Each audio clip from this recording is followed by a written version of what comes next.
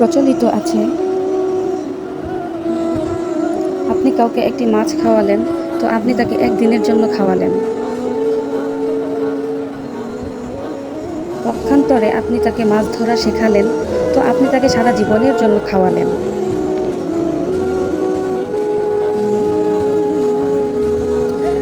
তেমনিভাবে অভাবগ্রস্তকে দান করা পুণ্যের কাজও বটে।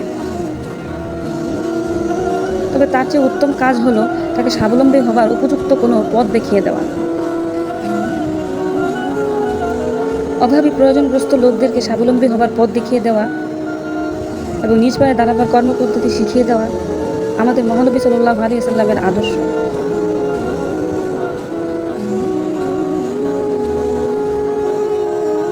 একদিন এক আনসারী লোক মহানবী সাল্লাল্লাহু আলাইহি ওয়াসাল্লামের কাছে এসে কিছু ভিক্ষা চাইল।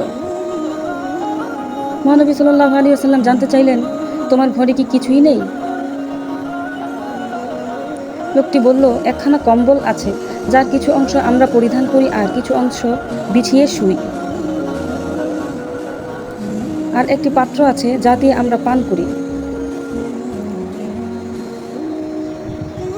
মহানবী সাল্লাল্লাহু আলাইহি ওয়াসাল্লাম বললেন, জিনিস দুটো আমার কাছে নিয়ে এসো। লোকটি তার ঘর থেকে কম্বল আর পাত্রটি মহানবী সাল্লাল্লাহু আলাইহি ওয়াসাল্লামের কাছে নিয়ে এলো।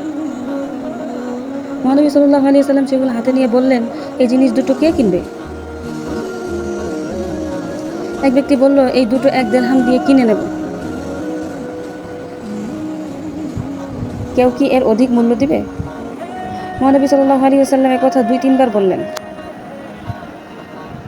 আরেকজন বলল, আমি 2 দিরহাম দিয়ে নিতে পারি। মহানবী সাল্লাল্লাহু আলাইহি ওয়াসাল্লাম জিনিস দুটো ক্রেতাকে দিয়ে দিলেন আর দিরহাম দুটো নিয়ে সেই অভাবী লোকটিকে দিলেন এবং বললেন, 1 দিরহাম দিয়ে খাবার কিনে নিয়ে পরিবার পরিজনকে দাও এবং আরেক দিরহাম দিয়ে একটি কুড়াল কিনে নিয়ে আমার কাছে আসো।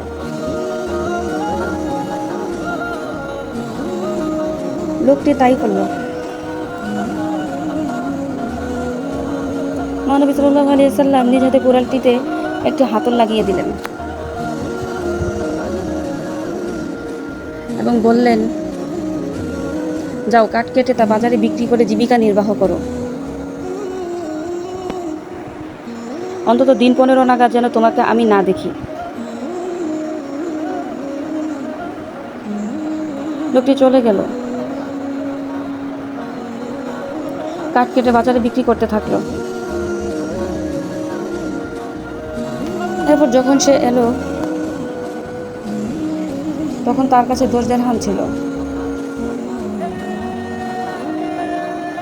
সে তা থেকে কিছু দিয়ে কাপড় এবং কিছু দিয়ে খাবার ক্রয় করলো।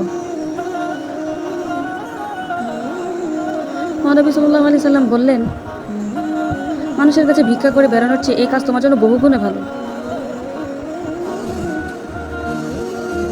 কেননা ভিক্ষার কারণে কিয়ামতের দিন তোমার মুখমণ্ডলে একটি 20টি কালো দাগ লেগে থাকতো।